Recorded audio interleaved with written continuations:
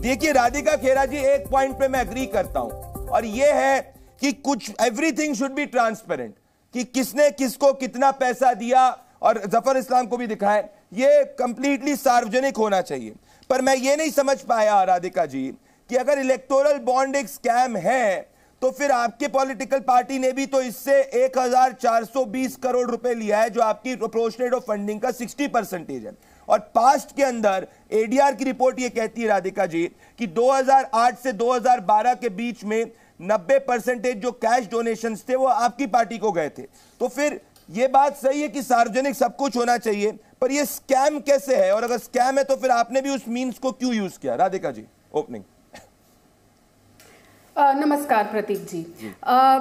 देखिए 2018 में सरकार ये वादे के साथ इलेक्टोरल बॉन्ड्स लेकर आई कि एक पारदर्शिता हुई कि जो भी बॉन्ड्स आ रहे हैं, जो भी पॉलिटिकल डोनेशंस आ रही हैं, लोगों को पता रहेगा। और सबसे बड़ी बात जो हम सुनते आ रहे हैं पिछले 10 वर्षों से, जो मोदी जी बार बार 56 इंच के सीने से ठोक ठोक के कहते हैं कि जी मैं भ्रष्टाचार खत्म करूंगा, मैं भ्रष्टाचारियों को जेल भेजूंगा, भ्रष्टाचारियों को सबक सिखाया जाएगा, बहुत बहुत चीजें देखने को मिली। लेकिन अगर आप देखेंगे आजाद भारत में जो सबसे बड़ा स्कैम हुआ है, आजाद भारत में सबसे बड़ा स्कैम है वो है चंदा वसूली स्कैम, जो ये स्कैम चल रहा है। क्योंकि आप देखिए सिलसिलेवार जितनी भी कंपनियों के नाम आए हैं अभी तक, पहले तो देखिए सबसे स्ट्रेंज बात ये हुई जब कोर्ट ने एसबीआई को बोला कि आप पब्लिश करिए, लिस्ट लेकर आइए, तब उन्होंने मना कर दिया, हमें जून तक का समय चाहिए। अगली हियरिंग पे जब उनको फटकार लगाई गई तो 24 घंटे के भीतर भीतर अभी भी पूरे नहीं आए हैं, अभी भी बहुत कई हजारों करोड़ का डेटा आना बाकी है। और जब मोदी जी बात करते हैं डिजिटल इंडिया की, तो इनके पास डॉक्यूमेंटेड क्यों नहीं है सब कुछ? हर चीज डिजिटाइज होनी चाहिए। जब हमारा हर कुछ, जब एक इंसान का हर डेटा डिजिटल हो चुका है और डिजिटल इंडिया की बड़ी बड़ी शेखियां गाई जाती है, तो एसबीआई के पास सब कुछ डिजिटल पे होना चाहिए था और तुरंत उनको सब कुछ सबमिट कर देना चाहिए था। ऐसा क्या है, चाहे पीएम केयर फंड हो, हम तो नहीं बताएंगे जी पैसा कहां से आएगा। और वो जब पूछा गया और पता चला तो चीन से तार गुजरे। अभी भी जो कंपनियां है, किसी के चीन से तार आ रहे, किसी के पाकिस्तान से तार आ रहे, और ऐसी ऐसी कंपनी है जिन पे ईडी की रेड हुई। ईडी की रेड होने के बाद उनको फोर्स किया गया, जबरदस्ती किया गया, मैं नहीं जानती क्या जबरन तरीके से ये चंदा वसूली करी गई कि ईडी की रेड होने के पहले तक उनमें से कोई भी कंपनी भारतीय जनता पार्टी को डोनेशन नहीं देती थी, लेकिन अब वो डोनेशन दे रही है जी। अब राधिका जी भ्रष्टाचार का पैसा इनकी पार्टी में आते आपने अपनी ओपनिंग आर्ग्यूमेंट को रखा, ठीक है, आपने अपने ओपनिंग आर्ग्यूमेंट को रखा। मैं एक बात पे सहमत हूं कि पारदर्शी होना चाहिए, पर मैं अभी भी नहीं समझ पाया राधिका जी कि हाउ इज इट स्कैम। मैं जफर इस्लाम के पास आना चाहता हूं, मैं आपके पास वापस आऊंगा, क्योंकि मैं ये कह रहा हूं कि पारदर्शी अगर कोई चीज नहीं है, वो एक बात बिल्कुल सही है, पर अभी तक ये प्रूव नहीं हो पा रहा है कि स्कैम कैसे है ये। जफर इस्लाम, मुझे एक बात बताइए कि यार आपने इतना इसको कंसील करने की कोशिश क्यों करी? अगर ये डेटा आप पहले बिना किसी झंझट के पब्लिक डोमेन में ले आते तो ऐसे क्वेश्चंस ही नहीं उजागर होते। इनफैक्ट कुछ ऐसे अगर आप देखें उसमें कंपनीज हैं जो कंपनीज को कहा जा रहा है शायद से ये शेल कंपनीज भी हो सकती है। तो जफर इस्लाम, पारदर्शी ना होने की कोशिश करने के कारण ही आप पे सवाल उठ रहे हैं कि क्या ये कोई स्कैम तो नहीं है? जफर इस्लाम।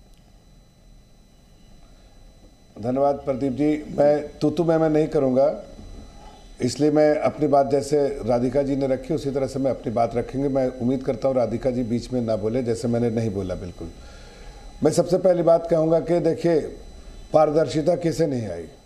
पहले कैश लेते थे, कैश का क्या रिकॉर्ड होता था? पहले ज़माने में आप देखिए, जब से आया है इलेक्टोरल बॉन्ड, उससे पहले कोई भी पॉलिटिकल पार्टी को कैश में अगर डोनेशन दिया गया, उस डोनेशन की क्या कोई रिकॉर्ड है? आज तो आपने सुप्रीम कोर्ट ने एसबीआई से मांगा, ईसीआई को आदेश दिए, सारे कुछ हो रहे हैं, इसलिए कि एक रिकॉर्ड है। पारदर्शिता इसी को तो कहते हैं कि रिकॉर्ड में सब कुछ होना चाहिए। कुछ चीज़ें आदमी नहीं, जो पारदर्शिता हमने डालने की कोशिश की थी पूरी तरह से आई।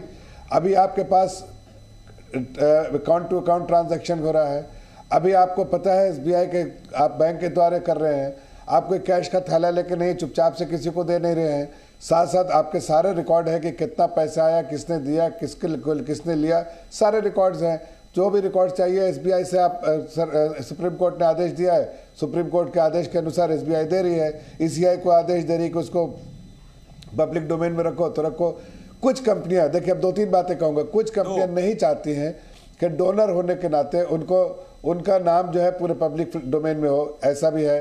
कुछ कंपनियां जो है ये कह रहे हैं कि हमें ज़्यादा मिला, तुम्हें कम मिला। अरे भाई, हमें ज़्यादा इसलिए मिला कि आप देश में अगर आप देखें तो जैसे टाटा, फॉर एग्जाम्पल लेता हूँ, उस कंपनी का फॉर्मूला है कि अगर पॉलिटिकल फंडिंग करनी है, डोनेशन देना है, तो हर पार्टी को एक सामने रख देते हैं एक पेज पे, जिसके जितने एमएलएज हैं उसके हिसाब से, जितने एमपीज हैं, जितनी बड़ी पैन इंडिया पार्टी है उसको सब कैलकुलेट करके फिर वो दे देते हैं सबको बराबर। मतलब एक यूनिफॉर्म फॉर्मूला है, सारी पार्टी वैसे करती। तो आज आपकी पार्टी हार रही है, सिमट के 42 हो गई है, तो मेरी गलती है, फंड हमको ज्यादा तो आएगा ही। जफर जी देखिए, आप दोनों ने अपने ओपनिंग आर्ग्यूमेंट्स रखे और मैं आज आप दोनों से असहमत हूं एक बात पे। राधिका जी से इस बात पे असहमत हूं कि ये स्कैम है और पूछूंगा क्यों, और वापस से आऊंगा इस पर। जफर जी, मैं आपसे इस बात पे सहमत हूं कि पारदर्शी होने के तरफ बढ़ने में आपने जो है उत्सुकता नहीं दिखाई, तो सवाल इस पारदर्शी पॉइंट पे उठेंगे। आज सुप्रीम कोर्ट के ऑर्डर के बाद में रिवील किया गया, जिसमें भी एसबीआई के जनरल मैनेजर ने एक बार एक्सटेंशन ऑफ डेट मांगी थी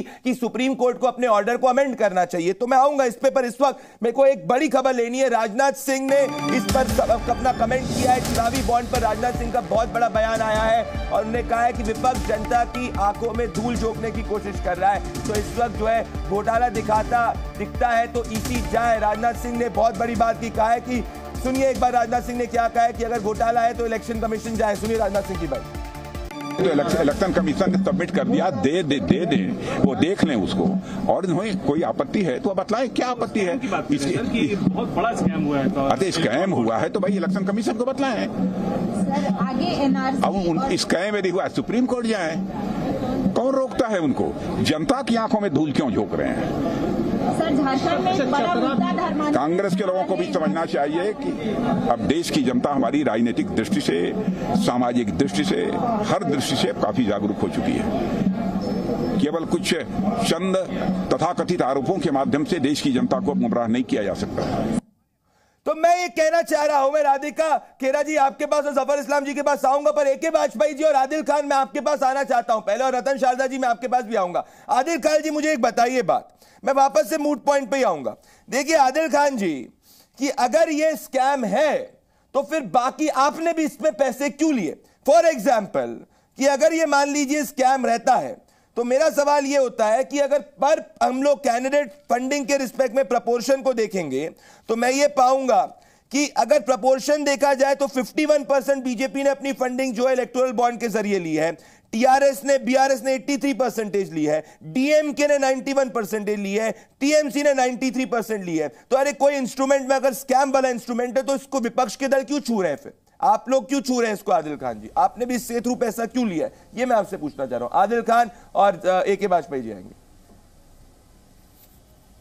देखिए प्रदीप भाई, मुझे लगता है कि हिंदुस्तान के इतिहास का सबसे बड़ा घोटाला यह है। कैसे? और यह चंदा घोटाला भारतीय जनता पार्टी, मैं वही बता रहा हूं, सुनिए।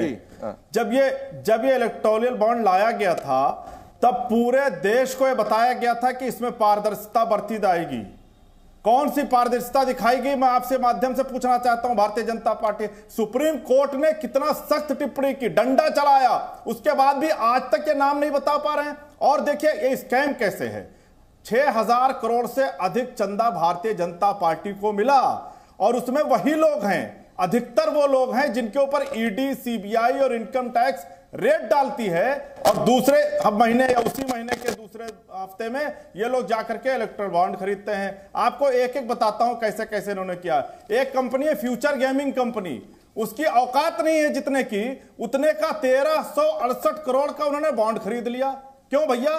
क्योंकि 2 अप्रैल 2022 को उसके यहां ईडी का छापा पड़ता है और 7 अप्रैल 2022 को वो बॉन्ड खरीद लेती है। अरविंदो फार्मा, बार बार ये कहा जाता है कि शराब नीति में प्रमुख कंपनी थी, उसके एमडी 10 तारीख को गिरफ्तार होते हैं, 15 नवंबर को वो बॉन्ड खरीद लेती है। शिरडी साई इलेक्ट्रिकल कंपनी, इसके यहां छापा पड़ता है दिसंबर में और 11 जनवरी को बॉन्ड खरीद लेता है। टोरेंट पावर 10 जनवरी 2024 को बॉन्ड खरीदती है और 7 मार्च को उसको 306 मेगावाट सोलर का जो है महाराष्ट्र में प्रोजेक्ट मिल जाता है।